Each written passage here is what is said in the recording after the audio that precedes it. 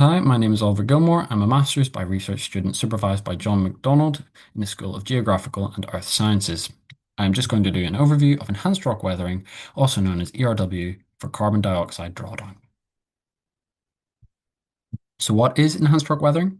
It is a natural process in which siliclastic rocks such as basalt and molastonite skarn react with atmospheric carbon dioxide brought down by precipitation. These then release base metal ions in silica, which results in long-term storage of inorganic carbon. We are simply enhancing this by crushing and then spreading the siliclastic rock to increase reactivity. So what are the benefits of ERW? Current estimates predict that if there is a global increase in ERW implementation, it can remove as much as zero point 0.5 to 2 gigatons of CO2 from the atmosphere annually. It has the co-benefit of also acting as a natural fertilizer, releasing beneficial nutrients such as iron, nitrogen, phosphorus, potassium, and magnesium, especially from heterogeneous basalt amendments. The release of cations also causes an increase in soil pH, remediating acidic soils, which improves crop yield. Acidity is a large problem in modern agriculture due to synthetic fertilizers and natural low pH systems. Current deployment targets in a UK perspective. Arable cropland is mainly focused around England. Grassland pasture, both upland and lowland, is more applicable to Scotland, Northern Ireland, and Wales, with field trials showing positive carbon dioxide drawdown in both Wales and Scotland. Forestry can be split into agroforestry, plantations, and reforestations, with reforestation being shown to have an increase in woody biomass with basalt amendment. Other areas of interest include vacant and derelict urban spaces. This may include contaminated brownfield sites as well as parkland. Amanda Stubbs, a previous PhD student, did work on the spreading and reaction rate of mine and quarry impoundments so that there is no transport-associated carbon costs.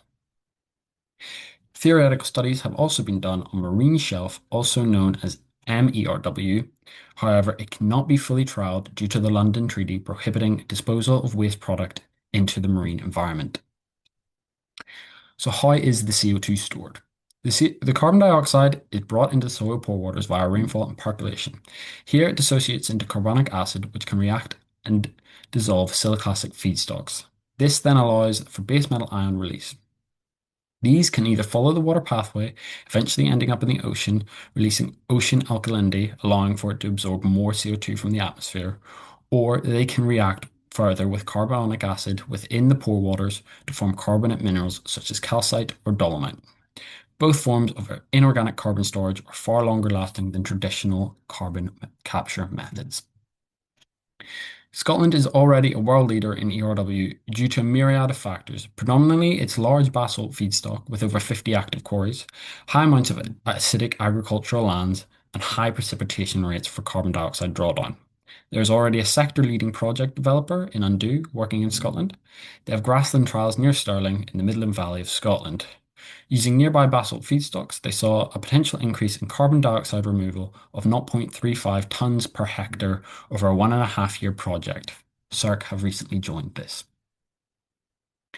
The strengths of ERW are that it utilizes a waste byproduct from the aggregate industry that currently has no value but has an ideal composition and particle size.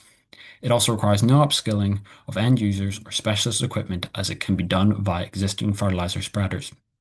It does have weaknesses, however, in that more research is required for the reliable measuring, reporting, and verification (MRV) of carbon credits. That also includes associated carbon costs of producing, spreading feedstock. There is also a lack of management practices such as an ideal application rate and frequency or regulatory practices on spreading times that exist with standard fertilizers.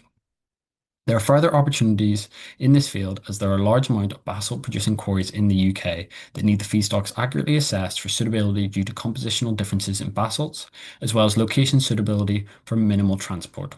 There is currently a large interest in ERW from large companies such as Microsoft and X, with the winner of X Prize's Carbon Removal 2025 being Maddie Carbon and Undo Carbon coming fourth. Both are ERW companies. One of the key threats to basalt ERW is the release of ecotoxic metals such as chromium, which require standards to assess a safe concentration for use on cropland destined for human consumption. So what are the limiting factors on ERW uptake in the UK? The first challenge is to get greater uptake by farmers via incentivization, be that through enhanced crop yields or potential economic benefits from carbon credits. However, the current supply of basalt feedstock is too low for high-end targets.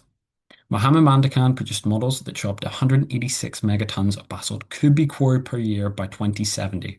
However, again, there needs to be an economic incentive to allow for the growth of these quarries, along with an improved transportation system to allow for further reach to more beneficial areas and a less carbon intensive quarrying system to allow for a beneficial effect of carbon removal.